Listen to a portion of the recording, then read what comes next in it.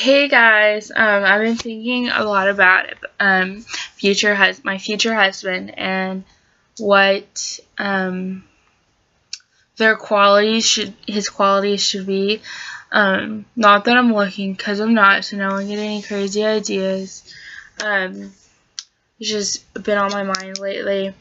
I just didn't just as November. Just got out of like a weird relationship with just thinking about how complicated it was reassures me that like it wasn't right. Like there's just too many unanswered questions and it was way too unintentional.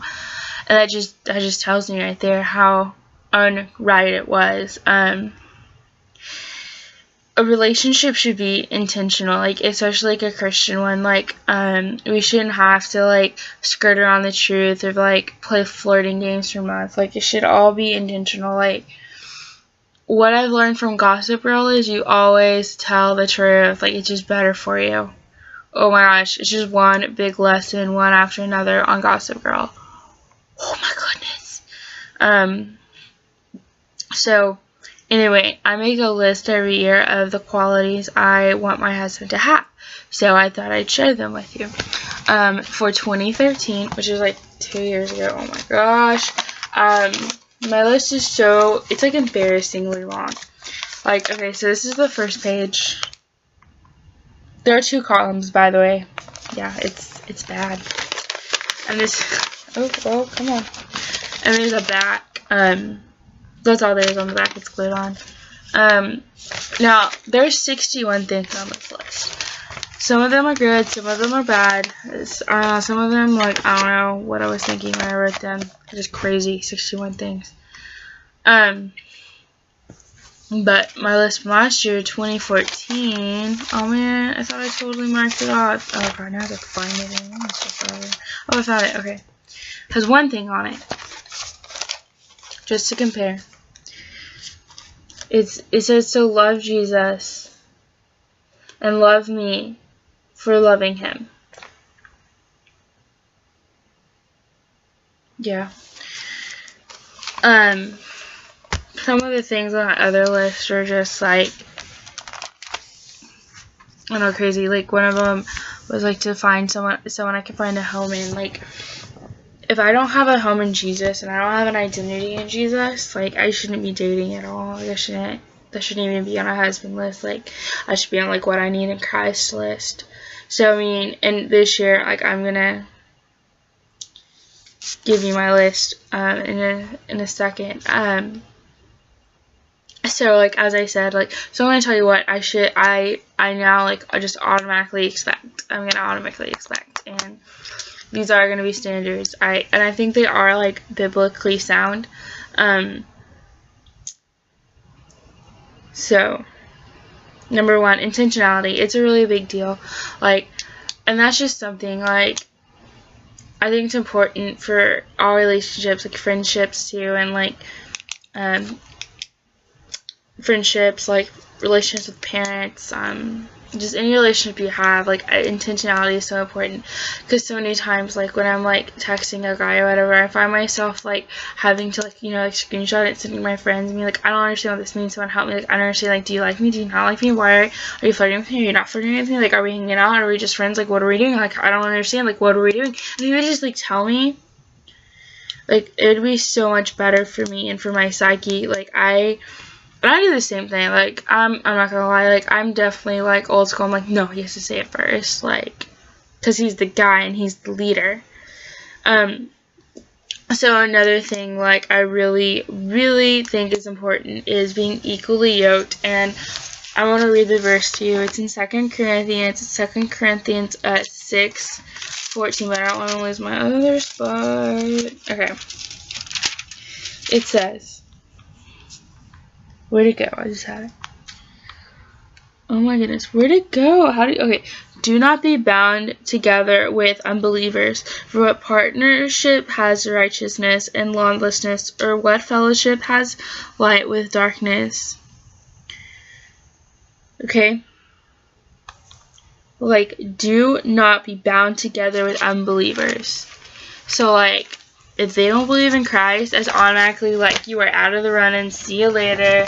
Adios, amigo. Go find Jesus. He's pretty cool. Like, not even that. So, like, I think you guys like deeper than that. Too. I think that it would be a really bad idea if, let's say, and this goes into like the leadership kind of aspect, but I think it's like be really bad for like a younger believer to date an older believer, especially if the younger believer was a guy and not a girl, which I'm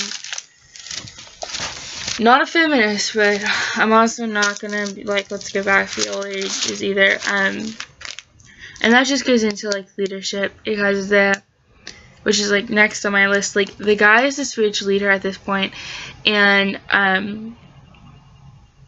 like, he should be leading. Like, you're the supporting and equal, but he's leading. He's a spiritual leader, and so if the guy's the younger believer, it's really hard for him to lead when the girl is older in her spirituality. And that's just like what I was getting with that. So I think like the equally yoked thing goes beyond like the unbelieving. I can go beyond the unbelieving and into like just like where you are with your spiritual walks too. No, I'm not saying if like God is really leading you into something, like, and you know for a fact, to like deny it. Don't ever deny God. Oh Lord, trust me, don't do it. Whatever it is, no matter how bad it seems, just do it. Just do it. Tell you that's a different.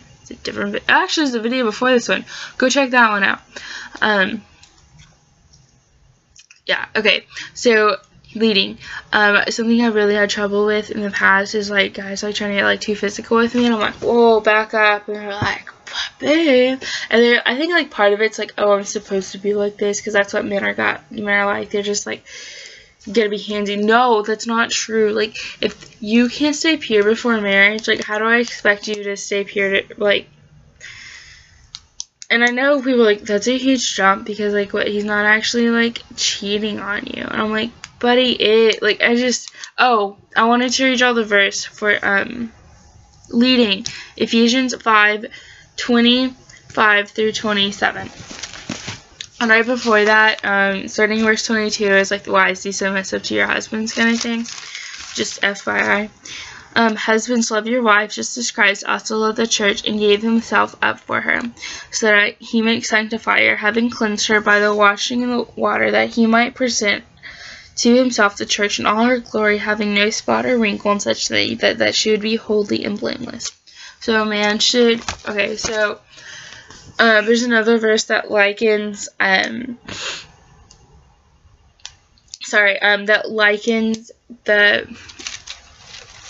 bride and groom together, and so the groom should lead the bride into a blamelessness and lead her.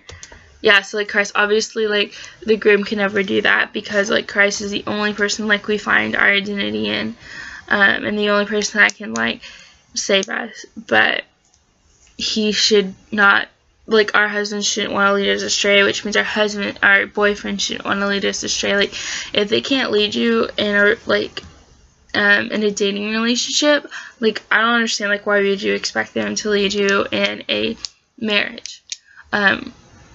Those aren't mutually exclusive things. Like, what changes when you're married is like you live together and you have sex. Like, so like, people are just like, I think people have like this false idea about marriage that like, oh, everything changes and like they'll instantly mature, and like, no, like, if they're not leading you then, they're not going to lead you now before marriage, they're not going to do after marriage. Or like, if they're childless before marriage, they'll probably be childless after marriage too. So like, I would say if you're like, you cannot 100% live with the person that you marry, like, at that exact moment, that like they never change the rest of your life, I would say probably a bad idea to marry them.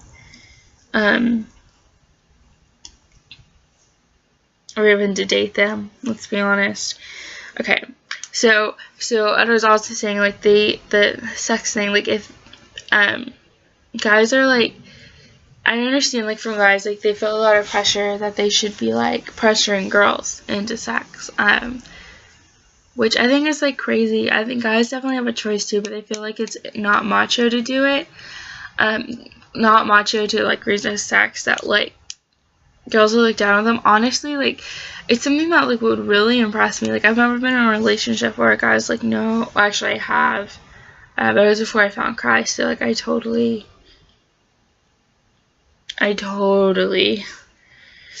demasculated him. I'm sorry, by the way.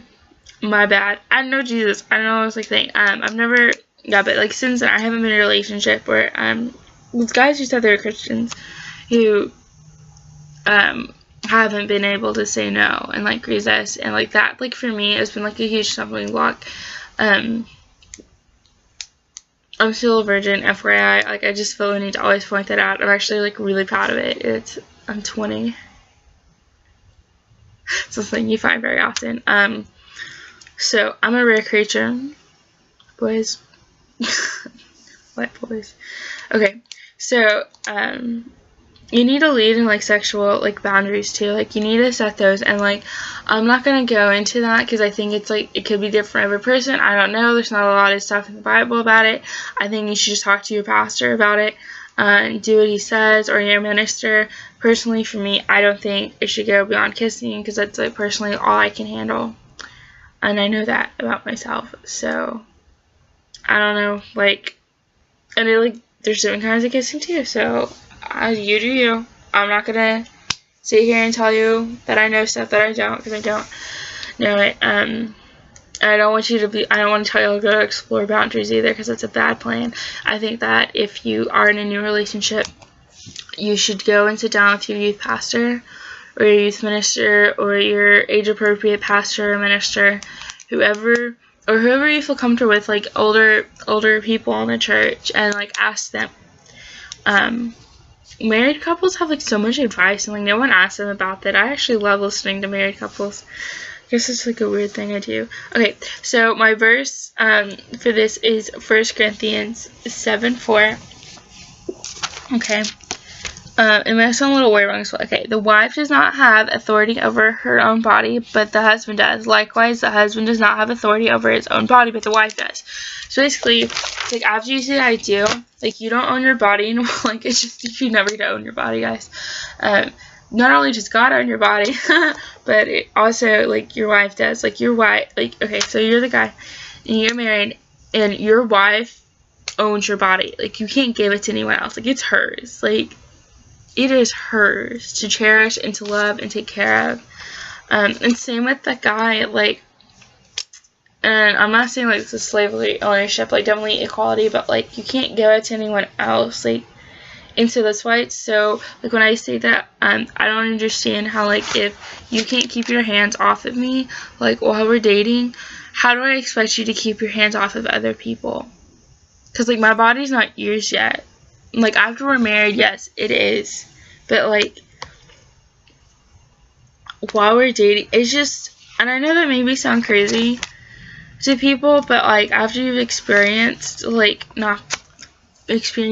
people not being able to keep their hands off of you, especially after 20 years of it, it does. It makes a lot of sense. And I definitely think in my next relationship, it's going to be, like, oh, like, I'm holding your hand. That's, like, about it. Because, like, I can't deal with it anymore. And, if you don't want to make your own mistakes, listen to me. That's how it should be. And it may sound fun and cool, and your friends might think you're lame for not exploring, but it's not worth it. It is 100% not worth it. Okay. My last automatic thing, what I expect is they should always exhibit humility, and they should, not always, but, which is okay, not everyone can always do that. They should always be a student of the word.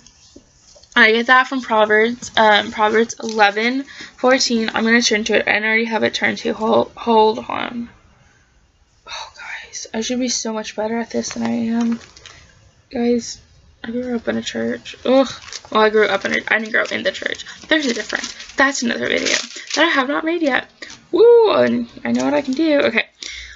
Proverbs 11:14. Let me find it. Okay. 11. I think actually, dang it, I pulled up my phone this whole time. Okay, it says, where there is no guidance, the people fall, but in abundance of counselors, there's victory. So basically, like, there's other verses about it too, about like wisdom, and there's one I love in Daniel. I can never remember the address, so it's all about wisdom. If I know it's in this notebook somewhere. It should be pretty obvious. Oh, dang, maybe not. What is that? What is this? Okay, I'm almost there. That's okay. I gotta be almost there, right? Wedding bells. You got married. Sorry. Damn. Oh, James. Okay, maybe. But dang, where is it? Like, I'm obsessed with that. Okay, it's gonna be like, oh, right here. Daniel 12. It's in a highlighter. 20b. For wisdom and power belong to him, which is like from God. So God gives us wisdom and power. He wants us to be students. He wants us to understand him and things, and he loves us. So like, there's tons of verses about us all staying humble and becoming a student, but like pride is like a really big deal, and I know from experience that I can just kind of like overcome your entire life. So it's like really important that your husband, like, he may slip and fall, but that and your boyfriend, that he's like willing to admit he makes mistakes and he has that humility, that he is willing to be a student, because like we can never know anything, and saying that we can know everything about God is making him really small, like putting him in our pocket, and we can't ever do that. So okay, saying what I expect from my husband. This is getting to a really long video. Now I'm going to tell you what like I automatically expect from myself now. I'm going to be there to guide, but I'm not going to lead. Like, that's something that is really hard for me, because I'm just naturally kind of a leader, and I really like to boss people around.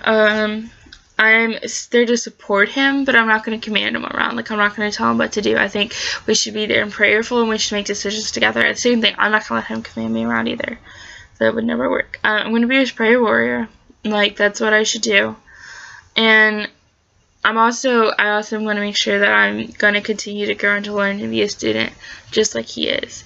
So, saying all of that, see, that's a lot faster. It was like a minute. So, like, but, like, I think above all, before, like, we as women, as young girls, like, even think about starting today, we need to make sure that we have our identity in Christ. If your ministry isn't stronger with him than without him, it's wrong. Like, we need to have our own identity in Christ before we start dating. Because I know how easy it is if you don't have your identity in Christ to, like, your identity to start wrapping up in him and who you're dating and whatnot, and that's not okay. Like, Christ is our identity, and if we don't have that, we don't have anything to offer him, because we can't be strong, we can't be supportive, we can't be that godly woman they'll need. So, that's all I have for now. If you have any comments or questions, post him or whatnot, and I'll see y'all later.